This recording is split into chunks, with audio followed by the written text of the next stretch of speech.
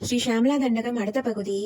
சுருசிர நவ ரத்ன பீடஸ்திதே சுஸ்திதே ரத்ன பத்மாசனே ரத்ன சிம்மாசனே சங்கபத்ம வயோப ஆஸ்ரிதே விஸ்ருதே தத்ர விக்னேச துர்கா வடு க்ஷேத்ரபாலாயுத்தே மத்தமாதங்க கன்யா சமூகான்விதே பைரவர்ஷ்டவிர் வேஷ்டிதே மஞ்சுளா மேனகா யத்யம் நாமா வினிதே தேவி வாமாதிபி சக்தி சேவிதே अष्टलक्ष्म्यादि सप्तष्टकै संयुते मातृका मण्डलैर्मण्डिते यक्षगन्धर्वसिद्धाङ्गगणा मण्डलै रक्षिते पञ्चपानात्मिरेक पञ्चपाने नरत्यास सम्भाविते प्रीतिवाजा वसन्ते नेस आनन्दिते.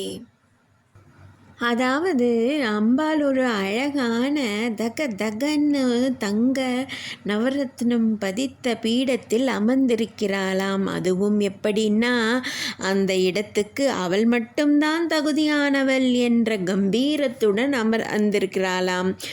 அவளை சுற்றி சங்கநிதி, பத்மநிதி, மஞ்சுளா, மேனகா, நவசக்தி, அஷ்டலக்ஷ்மி, சப்தமாத்திரேயர்கள், விக்னேஸ்வரர், துர்கா, வடுகர், க்ஷேத்ரபாலகர்கள் மற்றும் மதங்க வீட்டு கன்னியர்கள், அஷ்டபைரவியர்கள் மற்றும் யக்ஷர்கள், கந்தர்வர்கள், சித்தர்கள், பைரவிகள் என்று எத்தனை பேரோ அவளை சுற்றி இருக்கிறார்களாம். ஆனால் எத்தனை பேர் இருப்பினும் யாரும் கண்ணுக்கே தெரியவில்லையாம்.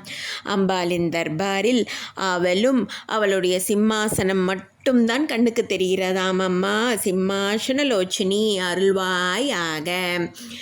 அதோடு அவள் கையில் இருக்கும் கரும்பு வில்லும் மலர் பானமும் கண்ணுக்கு தெரிகிறதாம். அது உலகத்தில் உள்ள எல்லா மாயையிலிருந்தும் நம்மை சிக்கிக்கொள்ளாமல் காப்பாற்றி காக்குமாம்.